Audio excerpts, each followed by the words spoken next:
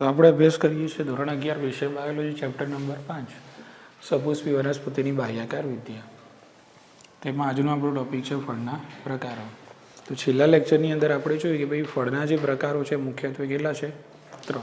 Okay, તેમાં જે પહેલો પ્રકાર છે એ છે સરળ ફળ. સરળ ફળ. ઓકે, તો પહેલો જે સરળ ફળ છે એના વિશે આપણે મુદ્દો પૂરો કરીએ. છેલ્લે વર્ગીકરણમાં આપણે જોઈએ કે ભાઈ સરળ ફળ છે એના પાછા મુખ્યત્વે 2 પ્રકાર પડે, શુષ્ક ફળ અને રસાળ ફળ. બરાબર, પછી પાછા શુષ્ક ફળના 2 પ્રકાર પડે છે. કયા કયા? સ્ફોટનશીલ અને અસ્ફોટનશીલ. બરાબર, તો અહીંયા સરળ ફળમાં આપણે પહેલાં લખીશું કે આ ફળનો વિકાસ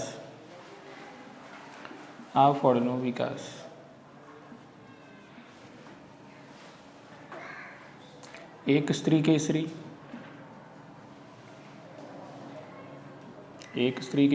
અથવા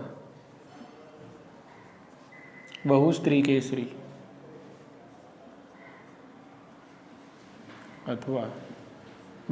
કેસરી યુક્ત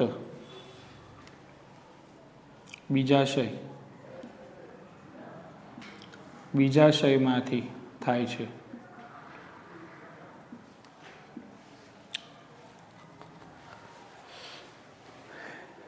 એટલે આપણને કહ્યું છે કે ભાઈ સરળ ફળનો વિકાસ શામાંથી થાય છે? તો આપણે એનો જવાબ આપી શકીએ છીએ કે ભાઈ સરળ ફળનો વિકાસ એક સ્ત્રી કેસરી બીજાશયમાંથી, અથવા તો એ બીજાશય કેવું હોય? બહુ સ્ત્રી કેસરી હોય પણ કેવું હશે? યુક્ત હશે, મુક્ત હશે નહીં. તો બહુ સ્ત્રી કેસરી યુક્ત બીજાશયમાંથી સરળ ફળનો ઉદ્ભવ થાય છે. હવે એના 2 પ્રકાર પાડીએ.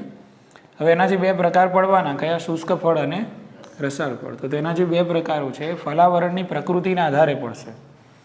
સરળ ફળમાં ઘણી વખત ફલાવરણ કેવું હોય? સૂકું હોય, રસ વગરનું હોય, માસલ અને દળદાર હોય નહીં. તો જ્યારે ફલાવરણ સૂકું હોય તો એને શુષ્ક ફળ કહેવાય, અને ફલાવરણ કેવું હોય? રસાળ હોય તો એને રસાળ ફળ કહેવાય. બરાબર, તો અહીંયા લખીશું તેના ફલાવરણની પ્રકૃતિના આધારે તેના 2 પ્રકાર પડે છે.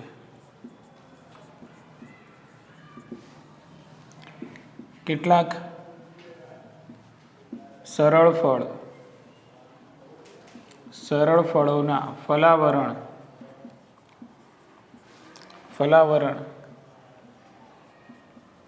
રસાળ હોય છે,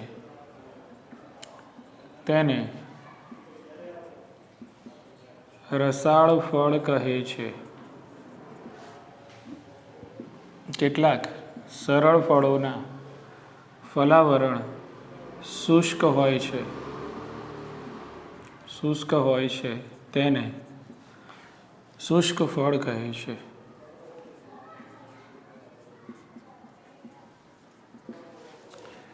ચાલો, હવે એની અંદર આપણે પાછો પેટા પ્રકાર પાડીશું. સરળ ફળની અંદર એક પેટા પ્રકાર અહીંયા પાડી દઈએ, સ્મોલ a કરીને, શુષ્ક ફળ.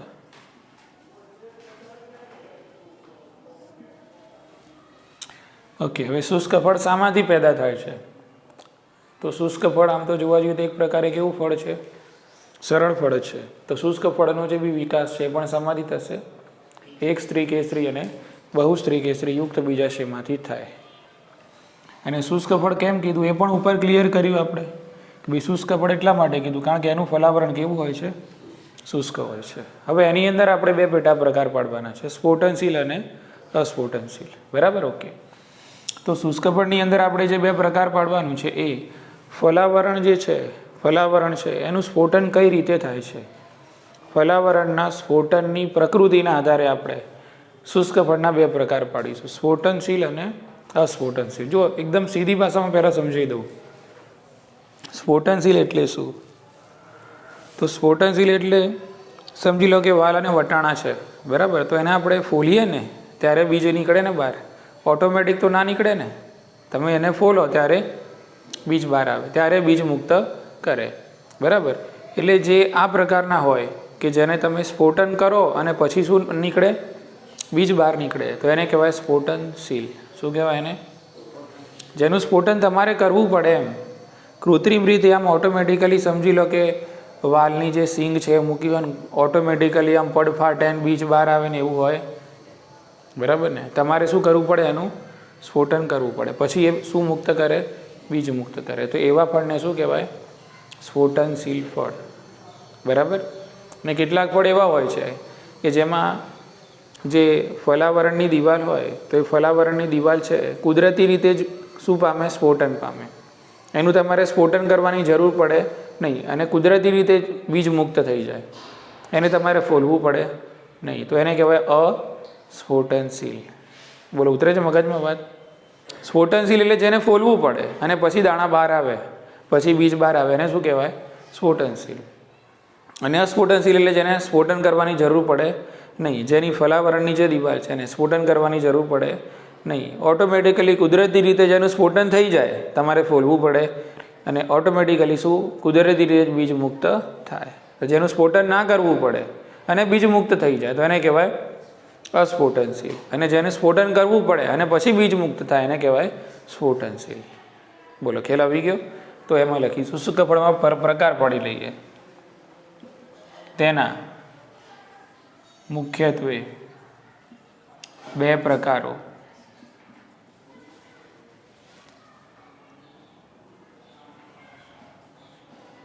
બીજાશયની દિવાલ એટલે કે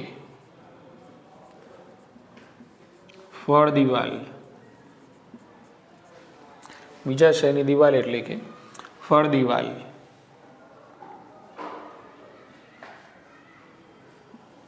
પરિપક્વ થયા પછી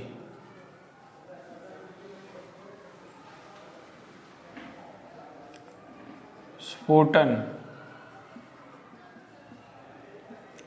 પ્રકૃતિના આધારે પાડવામાં આવે છે. હવે એમાં આ રીતે સ્મોલ આઈ કરીને લખીશું આપણે. પહેલો પ્રકાર છે સ્ફોટનશીલ ફળ. સ્ફોટનશીલ ફળ. તો આ જે સ્ફોટનશીલ ફળ છે એની વ્યાખ્યામાં શું લખીશું હવે આપણે? કે આ પ્રકારના ફળની અંદર બીજાશયની દિવાલ પરિપક્વ થાય, અથવા તો ફળની દિવાલ પરિપક્વ થાય, બરાબર. પરિપક્વ થયા પછી એ દિવાલનું શું થશે? મતલબ એ દિવાલમાંથી બીજ મુક્ત થાય. પણ તમે ફોલો ત્યારે થાય. એમ તમે સ્ફોટન કરો તો બીજ આ બહાર આવે, બાકી બહાર આવે. ખ્યાલ આવી ગયું ને? સમજી લો કે વટાણાની આખી સિંગ હોય અને મહિનો પડી રાખો તો બી દાણા બહાર આવે ના. તમારે શું કરવું પડે? સ્ફોટન કરવું પડે, પછી બીજ બહાર આવે. તો એને સ્ફોટનશીલ એને કહેવાય. બોલો, ખ્યાલ આવી ગયો? તેની વ્યાખ્યા અહીંયા લખી દઈશું. તેમાં એટલે સ્ફોટનશીલ ફળમાં ફળ દિવાલ સ્લેશ કરીને લખીશું બીજાશયની દિવાલ પરિપક્વ થયા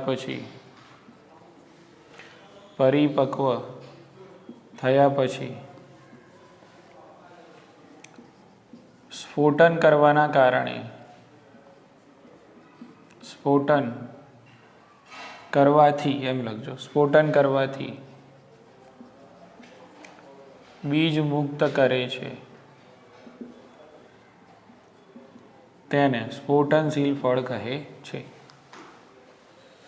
હવે આ સ્ફોટનશીલ ફળની અંદર પણ આપણે અલગ અલગ પ્રકાર જોયા. સ્ફોટનશીલ ફળમાં પણ આપણે અલગ અલગ પ્રકાર જોયા. એક પ્રકાર આપણે પહેલા પ્રકાર બધા નામ લખી દઉં છું એટલે ફટાફટ સમજતા ફાવે. એક જોયું આપણે એક સ્ફોટી, બીજું છે સિંગ ફળ, ત્રીજું છે પ્રાવર, અને ચોથું છે ફટપટીક. એકદમ સિમ્પલ છે. એક જ વ્યાખ્યા સમજાવીશ ને બધી જ વ્યાખ્યાઓ ખબર પડી જશે. એક સ્ફોટી એટલે કેવું? જેને તમે આમ એક બાજુથી જ ફોલી શકો, એક જ બાજુથી ફોલી શકો ને એને એક સ્ફોટી કહેવાય. શું કહેવાય? દાખલા તરીકે વાલ અને વટાણા છે, બરાબર. તો વાલ ને વટાણા કેવા છે? એને તમે આ ધારથી ફોલો ને તો એ ફોલાય, અને પછી આમ કરીને બીજી ધારથી ફોલો ને તો એ ફોલાય. બંને ધારથી ફોલાય છે ને, એટલે અમુક ફળ એવા હોય કે એક જ ધારથી ફોલાય, અમુક ફળ એવા હોય કે બે ધારથી ફોલાય, અને અમુક ફળ એવા હોય કે બે કરતાં વધારે ધારથી ફોલાય, અને અમુક ફળ એવા હોય કે ભાઈ તલ ભાગેથી બંને સેવનીથી ફોલાય. ખ્યાલ આવી ગયો? વ્યાખ્યા બની ગઈ આપણી ચારે ચાર. સ્ફોટન આપણે કરવાનું છે, પણ જે ફળની અંદર સ્ફોટન ફક્ત એક જ ધારેથી થતું હોય તો એને શું કહેવાય? સિંભમાં સ્ફોટન કેટલી ધારથી થાય? હા, દાખલા તરીકે વાલ અને વટાણા, તો આમથી સ્ફોટન કરો ને આમ ઊંધું કરીને આમથી કરો તો એ ફોલાય, અને આમથી કરો તો એ ફોલાય. બે ધાર હોય ને ફોલવા માટેની, તો એને શું કહેવાય? સિંભ. અને જેમાં એક કરતાં વધારે ધાર, દાખલા તરીકે સમજો કે ભાઈ કેળું છે, જો કે આમાં ઉદાહરણમાં ના આવે, બરાબર, કેળું છે તો આપણે એને આમ ફોલીએ છીએ ને આમ અલગ અલગ રીતે, કે એક જ બાજુથી ફોલાય છે, અલગ અલગ છાલ હોય છે ને, આમે ફોલો ને આમે ફોલો ને, એટલે એક કરતાં વધારે ધારથી જો ફોલાય ઇન ધ સેન્સ કે સ્ફોટન, એક કરતાં વધારે ધારથી તમે જો સ્ફોટન કરી શકો તો એને શું કહેવાય? પ્રાવર કહેવાય.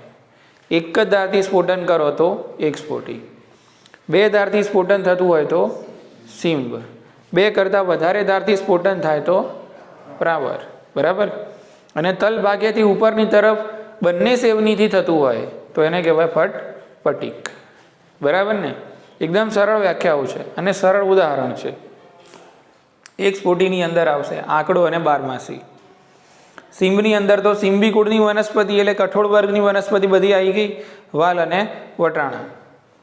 પ્રાવરની અંદર આવશે ધતુરો અને કપાસ, અને ફટપટીકમાં રાઈ ઉદાહરણ આવશે. ક્લિયર? તો આપણે વ્યાખ્યા સમજી ગયા ને? એકવાર તમે વ્યાખ્યા લખીએ અને ઉદાહરણ લખીએ. ચાલો ફટાફટ. તેમાં સ્ફોટન એક જ ધારેથી થાય છે. ઉદાહરણ આંકડો અને બારમાસી. આંકડો અને બારમાસી. સિંભમાં લખી દો એવી જ રીતે. તેમાં સ્ફોટન બે ધારોથી થાય છે, એટલે બે ધારેથી થાય છે. ઉદાહરણ વાલ વટાણા. પ્રાવરમાં લખો. તેમાં સ્ફોટન બે કરતાં વધુ ધારેથી થાય છે.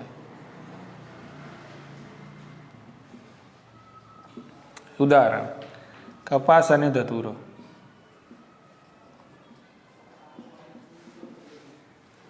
ફટપટીકમાં તેમાં સ્ફોટન તલ ભાગેથી બંને સેવનીથી થાય છે. ઉદાહરણમાં લખશો રાઈ.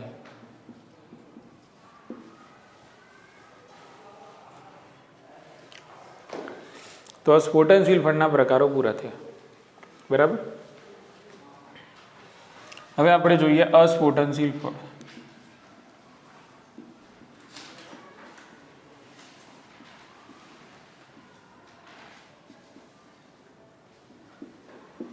અસ્ફોટનશીલ ફળ શું છે તો આપણે સમજી ગયા ને કે ભાઈ અસ્ફોટનશીલ ફળમાં શું હોય? જો અહીંયા હા, ફળ દિવાલ કે બીજાશયની દિવાલ પરિપક્વ થઈ જાય ને તો કુદરતી રીતે જ બીજ મુક્ત થઈ જાય, એને ફોલવું પડે, એટલે એને કહેવાય અસ્ફોટનશીલ ફળ, બરાબર. તો વ્યાખ્યા લખી દઈએ.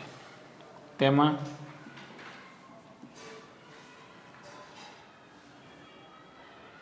ફળ દિવાલ સ્લેશ કરીને લખશું બીજાશયની દિવાલ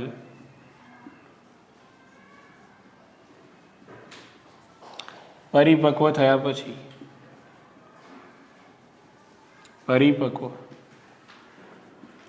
પછી કુદરતી રીતે જ સ્ફોટન પામી બીજ મુક્ત કરે છે તેને અસ્ફોટનશીલ ફળ કહે છે. બોલો, આટલો ખ્યાલ આવી ગયો? હવે આગળ આમાં એક બે મુદ્દા ખાલી એડ કરવાના છે. હવે કદાચ એમ પૂછે કે ભાઈ અસ્ફોટનશીલ ફળનો વિકાસ કયા પ્રકારના બીજાશયમાંથી થાય છે, તો વસ્તુ આ જ આવવાની છે, કારણ કે અસલમાં છે તો સરળ ફળ જ ને. એટલે આ કયા પ્રકારના બીજાશયમાંથી પેદા થશે? એક સ્ત્રી કેસરી અથવા તો બહુ સ્ત્રી કેસરી યુક્ત. પણ એમાં એક એડ કરવાનું કે બીજાશય આમાં હોય એક કોટરીય અને એક અંડકીય. બીજાશય કેવું હોય? એક કોટરીય અને એક અંડકીય. બરાબર, ઓકે. તો અહીંયા લખીશું, એડ કરીશું તેનો ઉદ્ભવ, એટલે અસ્ફોટનશીલ ફળનો ઉદ્ભવ, તેનો ઉદ્ભવ એક અંડકીય અને એક કોટરીય, એક કોટરીય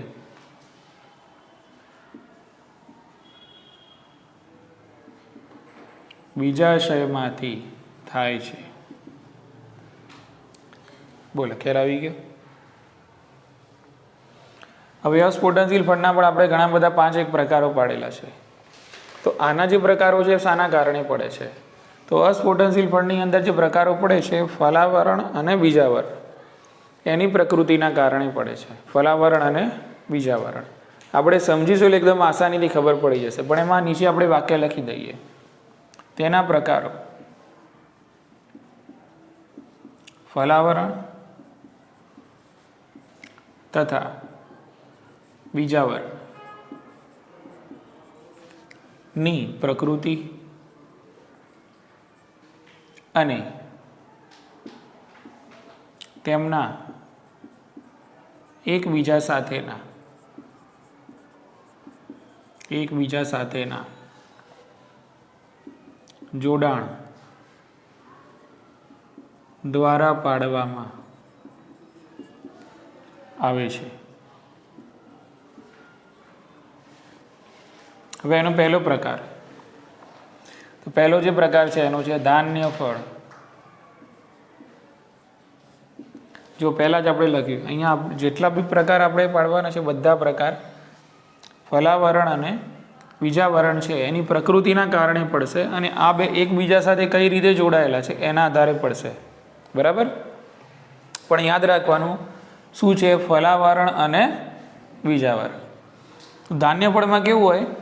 ફલાવરણ અને બીજાવરણ છે એકબીજા સાથે આમ જોડાયેલા હોય અને જોડાઈને એક સખત કવચ જેવી રચના બનાવે. પછી જે બીજા પ્રકારો પડશે ને એમાં શું હશે કે ભાઈ ફલાવરણ અને બીજાવરણ જોડાયેલા ના હોય, કેવા હોય? મુક્ત હોય. પછી એક ત્રીજો પ્રકાર પડશે, એમાં શું હશે કે ભાઈ ફલાવરણ એકદમ સખત અને મજબૂત હોય. પછી એક ચોથો પ્રકાર પડશે, એમાં હશે કે ભાઈ ફલાવરણ અને બીજાવરણ એકબીજાથી મુક્ત તો હોય, પ્લસ એને તમે છૂટા બી પાડી શકો. એને શું પાડી શકાય? ખ્યાલ આવી ગયો? એટલે આ બધા પ્રકારોના સેન્ટરમાં શું રહ્યું? આ બધા પ્રકારોના સેન્ટરમાં શું રહેશે? ફલાવરણ અને બીજાવરણ. એની પ્રકૃતિ કેવી છે અને એકબીજા સાથે કઈ રીતે જોડાયેલા છે. ખ્યાલ આવી ગયો? એના આધારે અસ્ફોટનશીલ ફળના પ્રકારો પડે છે. તો એમાં પહેલું છે ધાન્ય ફળ. તો ધાન્ય ફળમાં શું છે? તો ફલાવરણ અને બીજાવરણ એકબીજા સાથે જોડાયેલા હોય છે. લખીશું આપણે ફલાવરણ તથા બીજાવરણ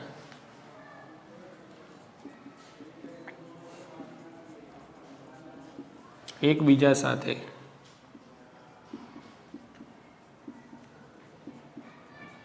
જોડાયેલા હોય છે અને સખત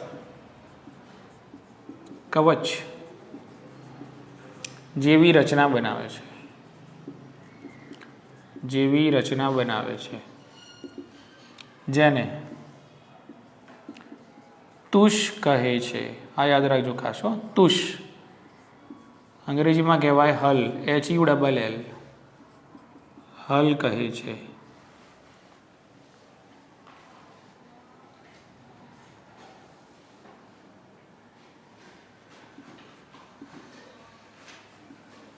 એક જ બીજ ધરાવે છે.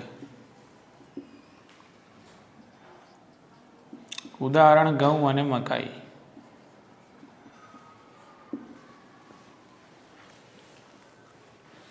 તો ઘઉં અને મકાઈ કેવા ફળ કહેવાશે? ધાન્ય ફળ. જો ઘઉંનું દાણો તમે જો ઘઉંનો દાણો, તો ઘઉંનો દાણો બહારથી કડક જ હોય છે ને, આમ બહારથી શું હોય છે? કઠણ હોય છે. અને મકાઈનું દાણો તમે જો તો મકાઈનું બહારનું પડ પણ કેવું હોય છે? કઠણ હોય છે. એટલે એમાં કેવું હોય? બીજાવરણ અને ફલાવરણ એકબીજા સાથે કેવા થઈ ગયા હોય? જોડાઈ ગયા હોય. જોડાઈને પછી એક સખત રચના બનાવે. એ સખત રચનાને શું કહેવાય? તુષ કહેવાય. એટલે નીટમાં તુષ વિશે ઘણીવાર પૂછાઈ ગયું છે કે ભાઈ તુષ એટલે શું એમ? તો તુષ એટલે ફલાવરણ અને બીજાવરણના જોડાવાના કારણે બનતી એક સખત કવચ જેવી રચના, એને કહેવાય તુષ. ક્લિયર? અહીંયા ફલાવરણ અને બીજાવરણ એકબીજા સાથે જોડાયેલા છે. દાનેફળમાં આપણે ઉદાહરણ લખ્યું ઘઉં અને મકાઈ. ચલો, એના પછી છે ચર્મફળ. અહીંયા જુઓ, ફલાવરણ અને બીજાવરણ આપણે જોડેલા રાખેલા, અહીંયા મુક્ત રાખવાના, બસ વાત પૂરી થઈ ગઈ, વ્યાખ્યા પૂરી થઈ ગઈ. ચર્મફળમાં શું હશે? ફલાવરણ અને બીજાવરણ એકબીજાથી મુક્ત હોય છે. That's all. લખી દઈએ ફટાફટ. ફલાવરણ અને બીજાવરણ એકબીજાથી મુક્ત હોય છે. ઉદાહરણ લખી દો નીચે. ગુલબાસ, તુલસી, નાર્વેલિયા.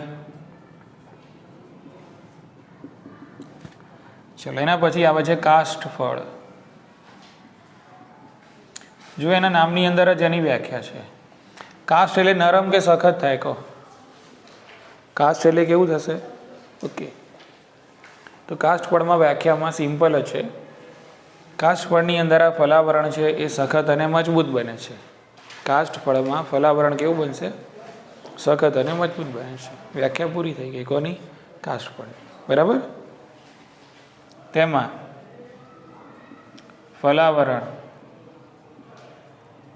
સખત અને કાષ્ઠમય બને છે, તેને કાષ્ઠફળ કહેવાય. ઉદાહરણ લખી દઈએ. કાજુ અને સિંગોડા. કાજુ અને સિંગોડા.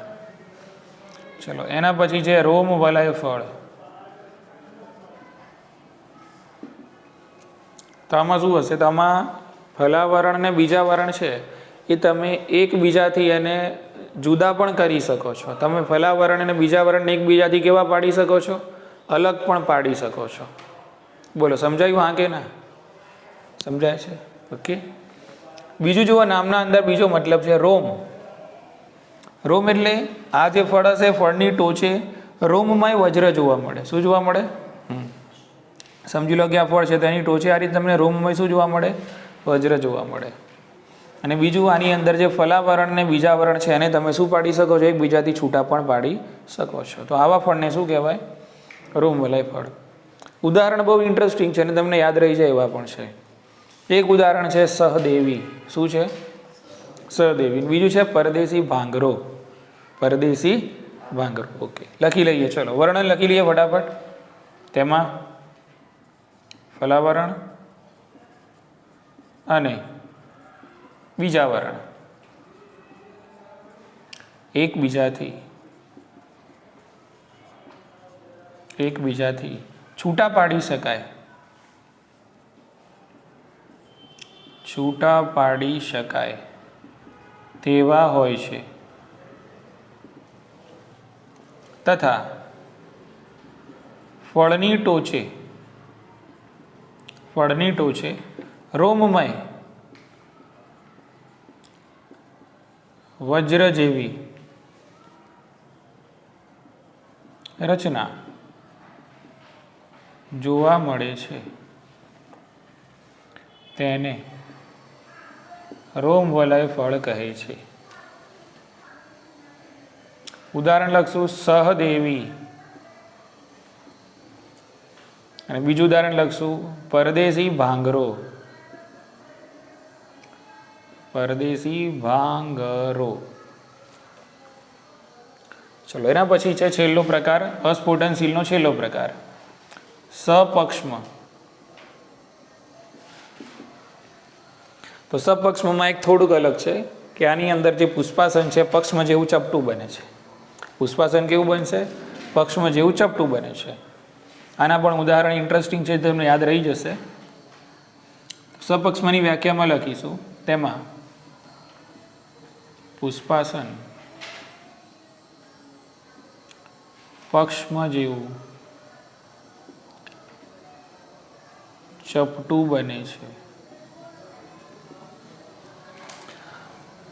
ઉદાહરણ કણજો. બીજું ઉદાહરણ છે માધવી લતા. માધવી લતા ભેગું છે, અલગ અલગ નથી. માધવી અને લતા નહીં, માધવી લતા.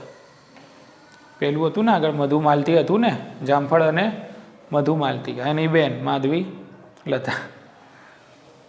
કણજો અને માધવી લતા. તો આ પ્રકારો પૂરા થયા કોના? અસ્ફુટનશીલ ફળ. એટલે અહીંયા આપણે પૂરું કર્યું ફક્ત શું? શુષ્ક ફળ. બરાબર. હવે જોઈએ રસાળ ફળ. સ્મોલ બી, રસાળ ફળ.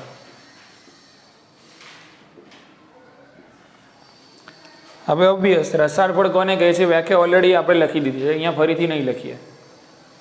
રસાળ ફળ એને કહેવાય કે જેના ફલાવરણ કેવા હોય? રસાળ હોય, માસલ હોય, દળદાર હોય. એને શું કહેવાય? રસાળ ફળ કહેવાય. બોલો, ખ્યાલ આવી ગયો? જોઈએ હવે આગળ. હવે રસાળ ફળના પણ અલગ અલગ પ્રકારો પડે છે, અને એ જે 3 પ્રકારો પડશે તેમાં જે ફલાવરણ હોય છે, ફલાવરણ, એ ફલાવરણને 3 સ્તરમાં વહેંચવામાં આવે છે: અંત ફલાવરણ, મધ્ય ફલાવરણ અને બાહ્ય ફલાવરણ. ફલાવરણ કેટલા ભાગમાં વહેંચાય? 3 ભાગમાં: બાહ્ય ફલાવરણ, મધ્ય ફલાવરણ અને અંત ફલાવરણ. એટલે અહીંયા જે 3 પ્રકાર રસાળ ફળના પડશે એ ફલાવરણના જે 3 સ્તરો છે, 3 સ્તરોના પ્રકૃતિના આધારે પડશે કે ભાઈ અંત ફલાવરણ કેવું છે, બાહ્ય ફલાવરણ કેવું છે અને મધ્ય ફલાવરણ કેવું છે. બરાબર. તો એ 3 ફલાવરણના સ્તરોના પ્રકૃતિના, એના ગુણધર્મના આધારે રસાળ ફળના આપણે કેટલા પ્રકાર પાડીશું? 3: અષ્ટિલા, અનઅષ્ટિલા અને સેબિયા. બરાબર. ચલો વધી આગળ એમાં લખીએ. તેમાં ફલાવરણ 3 સ્તરોમાં વિભાજિત થાય છે.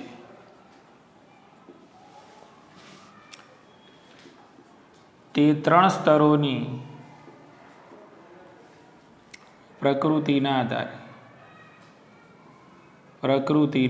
આધારે રસાળ ફળના 3 પ્રકાર પડે છે. એમાં પહેલું પ્રકાર લખીએ અષ્ટિલા ફળ.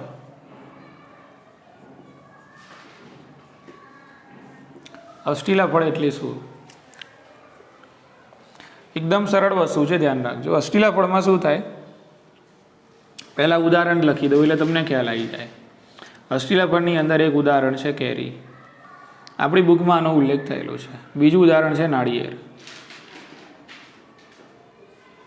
તો કેરી અને નાળિયેર કયા પ્રકારના કહેવાય? આમ કયા પ્રકારના કહેવાય? રસાળ. પણ રસાળમાં પેટા પ્રકાર કયું કહેવાય? અષ્ટિલા ફળ. ઓકે. તો અષ્ટિલા ફળ કોને કહેવાય એની વાત કરી લઈએ. દાખલા તરીકે કેરી અને નાળિયેર. ઓકે. તો એમાં શું હશે? લખી દઈએ આપણે ભાઈ અંતઃ ફલાવરણ.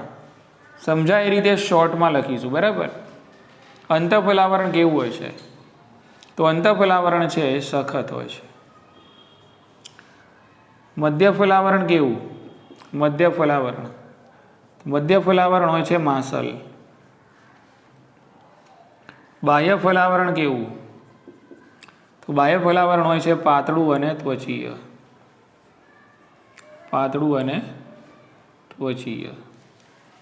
આપણને યાદ રહે એવી રીતે લખ્યું.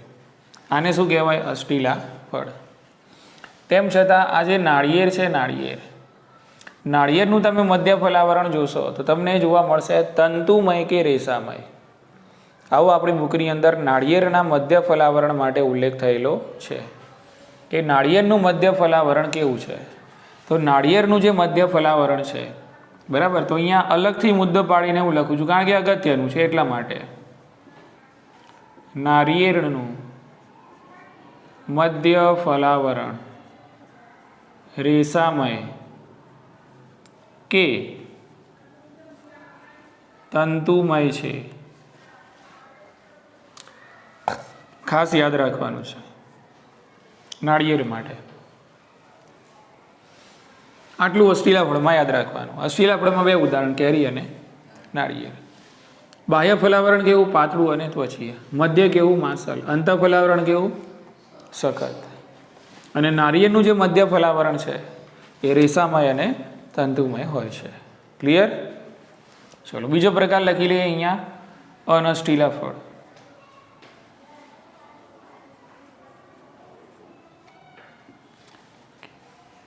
તો અનઅષ્ટીલા ફળની અંદર ધ્યાન રાખો, અહીંયા ફલાવરણના જે સ્તરો છે એ અષ્ટીલા ફળ જેવા જ હોય છે. અનઅષ્ટીલા ફળમાં જે બાહ્ય ફલાવરણ છે એ આવું જ હશે. અનઅષ્ટીલા ફળમાં મધ્ય ફલાવરણ પણ માસલ જ હશે, પણ ફરક ખાલી પડવાનો ક્યાં? અંતઃ ફલાવરણમાં. અનઅષ્ટીલા ફળમાં અંતઃ ફલાવરણ પણ કેવું હોય છે? માસલ હોય છે. કેવું હોય છે? તો ફટાફટ લખી નાખો. અંતઃ ફલાવરણ પણ માસલ રાખવાનું, મધ્ય ફલાવરણ પણ માસલ રાખવાનું, અને બાહ્ય ફલાવરણ છે પાતળું અને ત્વચીય. એટલે અનઅષ્ટીલા ફળની અંદર જોવા જશો અને અષ્ટીલા ફળની અંદર જોવા જશો તો ફક્ત ફરક અંતઃ ફલાવરણમાં જ હોય છે. બરાબર? બાકી બંનેના બાહ્ય ફલાવરણ અને મધ્ય ફલાવરણ સરખા જ હોય છે, પણ અષ્ટીલા ફળમાં અંતઃ ફલાવરણ સખત હોય છે, જ્યારે અનઅષ્ટીલા ફળમાં અંતઃ ફલાવરણ માસલ હોય છે. બસ બોલો, ખ્યાલ આવી ગયો ને? કે ઉદાહરણ લખી દો આના. ટામેટું નારંગી. ટામેટું નારંગી, લીંબુ. ચલો ત્રીજો પ્રકાર સેબિયા. તો સેબિયા એક પ્રકારનું કૂટ ફળ છે. તો પહેલા લખીશું તે કૂટ ફળ છે. તે કૂટ ફળ છે. હવે જો પહેલાં જ એને કહી દીધું કે ભાઈ તે કૂટ ફળ છે, એટલે આપણા મગજમાં એક આઈડિયા આવી ગયો કે ભાઈ આના વિકાસની અંદર બીજાશય ઉપરાંત પુષ્પના બીજા ભાગો પણ ભાગ લે છે. એટલા માટે જ આપણે એને શું કીધું? કૂટ ફળ. હોય છે કેવું આની અંદર કે જે સત્યફળ હોય છે, સત્યફળ, એ સત્યફળ છે એની ફરતે આ રીતે પુષ્પાસન આવૃત થઈ જાય છે. એટલે પુષ્પાસન છે સત્યફળને કોણ ઘેરી લેશે? પુષ્પાસન છે ઘેરી લેશે. એટલે આ જે ભાગ બને છે કોનો ભાગ બન્યો? પુષ્પાસનનો ભાગ બને છે. સત્યફળ એની અંદર સેન્ટરમાં છે અને આજુબાજુ કયો ભાગ છે? પુષ્પાસનનો. એટલે આ પુષ્પાસનનો ભાગ પણ એ ફળનું ખાવા લાયક ભાગ બનાવે છે. પુષ્પાસનનો આ જે ભાગ છે શું? ફળનો ખાવા લાયક ભાગ બનાવે છે. સત્યફળ તો એની અંદર શું છે? છુપાયેલું છે. એટલે આખું પરિપક્વ ફળ તૈયાર કરવું હોય તો બીજા શયનું સત્યફળ તો અંદર હશે જ, પણ આજુબાજુ પરિપક્વ ફળ તૈયાર કરવા માટે પુષ્પાસન પણ એની અંદર ભાગ લે છે અને જે ખાવા લાયક ભાગ બનાવે છે. ઉદાહરણમાં સફરજન અને નાશપતિ. ઉદાહરણ શું છે? બે, સફરજન અને નાશપતિ. લખી દઈએ આના વિશે. તે કૂટ ફળ છે. તેમાં સત્યફળ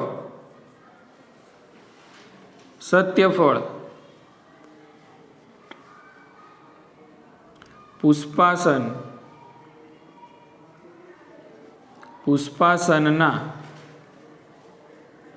કેન્દ્રમાં હોય છે.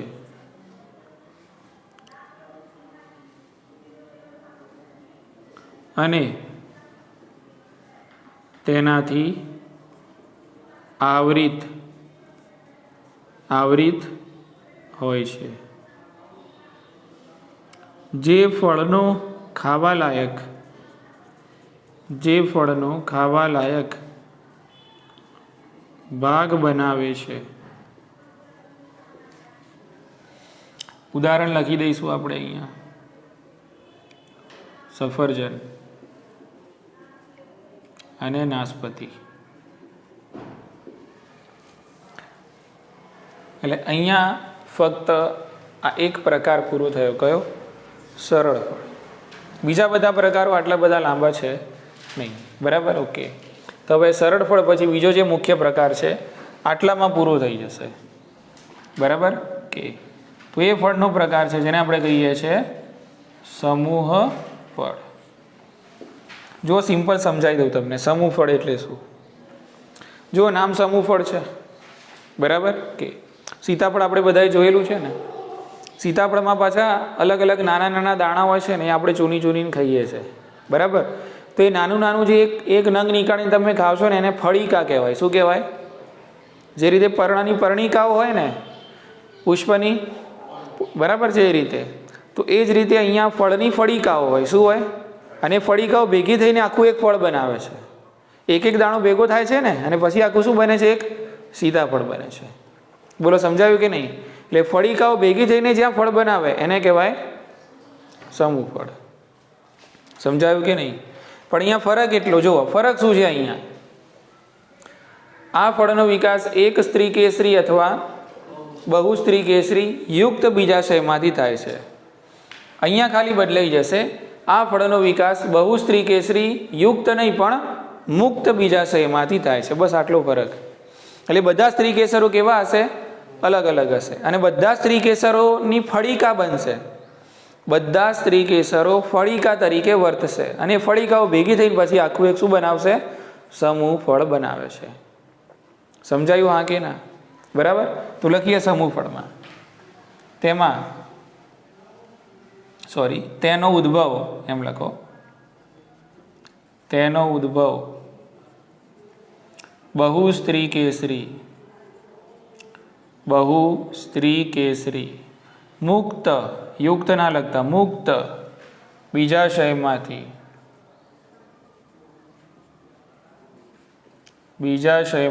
થાય છે. તેથી દરેક સ્ત્રી કેસર સ્વતંત્ર ફલિકા તરીકે વર્તે છે, અને ફલિકાઓના સમૂહને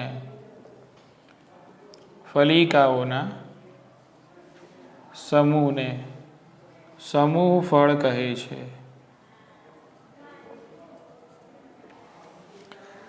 અને ફલિકાના આધારે તેના 3 પ્રકાર છે.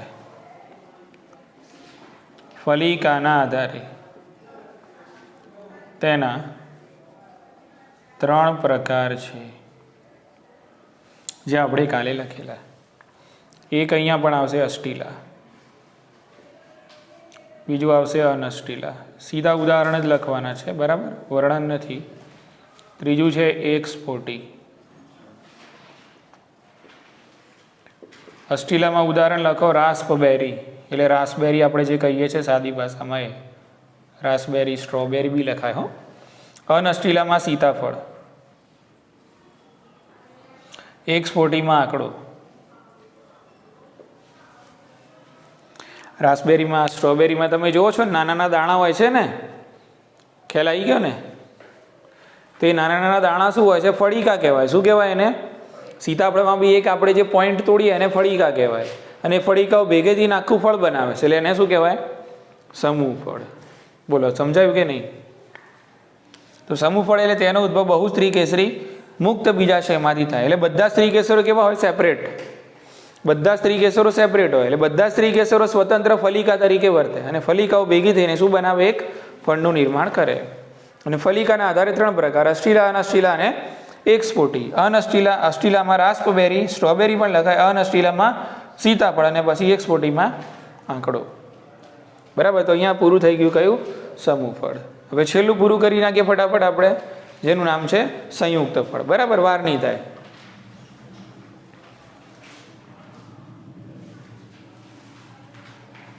અહીંયા ટાઇટલ આપી દઉં છું ઉપર જ, બરાબર, સંયુક્ત ફળ. જો મેન મુદ્દો તમને કહી દઉં અને લખાઈ દઉં તમને. સંયુક્ત ફળ એટલે શું? જુઓ, આ સરળ ફળ અને આ સમૂહ ફળ. અહીંયા જે ફળ બનવાના ને એક જ પુષ્પમાંથી બનવાના. અહીંયા જે ફળ બનશે શામાંથી?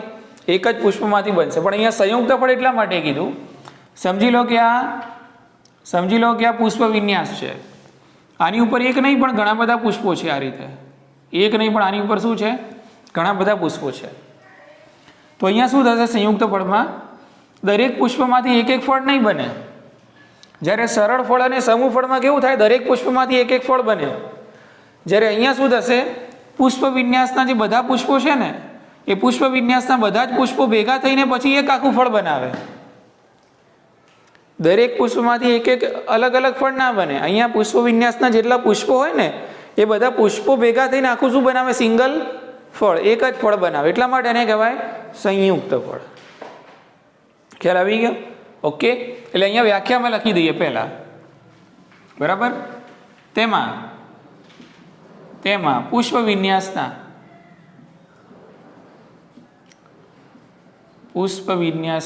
બધા જ પુષ્પો ભેગા મળી પુખ્તતાએ ફક્ત એક જ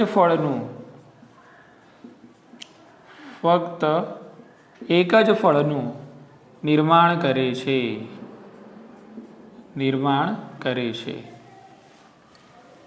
બોલો, ખ્યાલ આવી ગયો ને? એક પુષ્પમાંથી એક જ ફળ બને એ તો બરાબર, શાની અંદર, સરળ ફળમાં અને સમૂહ ફળમાં. પણ અહીંયા આ બધા પુષ્પો, જે પુષ્પ વિન્યાસના જેટલા બી પુષ્પો છે ને, બધા પુષ્પોમાંથી પુખ્તતાએ ફક્ત એક જ ફળ બને તો એને કહેવાય સંયુક્ત ફળ. એના બે પ્રકાર છે, સરસાક્ષ અને ઉદુંબરક. બરાબર? ઓકે. તો અહીંયા આપણે લખીશું સરસાક્ષ, અહીંયા લખીએ છીએ, બરાબર, સમજવા માટે. હવે અહીંયા ઓકે તફાવત સાથે લખીશું એટલે તફાવત પણ યાદ થઈ જશે અને સમજણ પણ પડી જશે.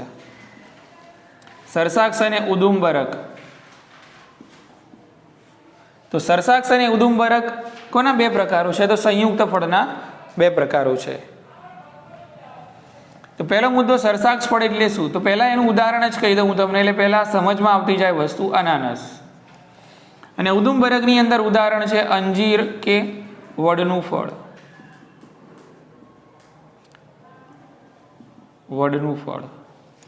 બરાબર. જો સરસાક્ષની અંદર જે પુષ્પ વિન્યાસ હોય એ સૂકી હોય. કયો પુષ્પ વિન્યાસ? સૂકી. એટલે અહીંયા લખશું કે આ જે ફળનો ઉદ્ભવ છે કયા પુષ્પ વિન્યાસમાંથી થાય છે? તો સૂકી પુષ્પ વિન્યાસમાંથી થાય છે. અને અહીંયા ઉદુંબરક એટલા માટે નામ આવ્યું કારણ કે અહીંયા એક ચોક્કસ પ્રકારનો પુષ્પ વિન્યાસ જોવા મળે. કયો? ઉદુંબર. કયો? ઉદુંબર. પુષ્પ વિન્યાસનું નામ જ શું? ઉદુંબર પુષ્પ વિન્યાસ. બરાબર. એટલે આ જે ફળ છે એનો ઉદ્ભવ ઉદુંબર પુષ્પ વિન્યાસમાંથી થાય. ઉદુંબર પુષ્પ વિન્યાસ. બે મુદ્દા થયા. બરાબર. ત્રીજો મુદ્દો, હવે અહીંયા ફળની બનાવટમાં બીજું કોણ ભાગ લે? એમ માસલ અને દળદાર કોણ બને અને ફળનું નિર્માણ કોણ કરે? અહીંયા સરસાક્ષમાં. તો સરસાક્ષમાં જોડાવાના નિપત્રો અને પત્રાક્ષ. તો નિપત્રો અને પત્રાક્ષ છે એ માસલ અને કેવા બનશે? દળદાર બને છે. બરાબર. અને ફળનું નિર્માણ કરે છે. જ્યારે અહીંયા માસલ અને દળદાર કોણ બને છે? તો પુષ્પાધાર. કોણ બનશે? અહીંયા પુષ્પાધાર માસલ અને દળદાર બને અને ફળનું નિર્માણ થાય.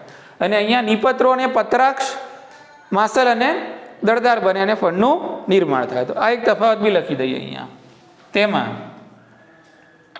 નિપત્રો વત્તા પત્રાક્ષ માસલ અને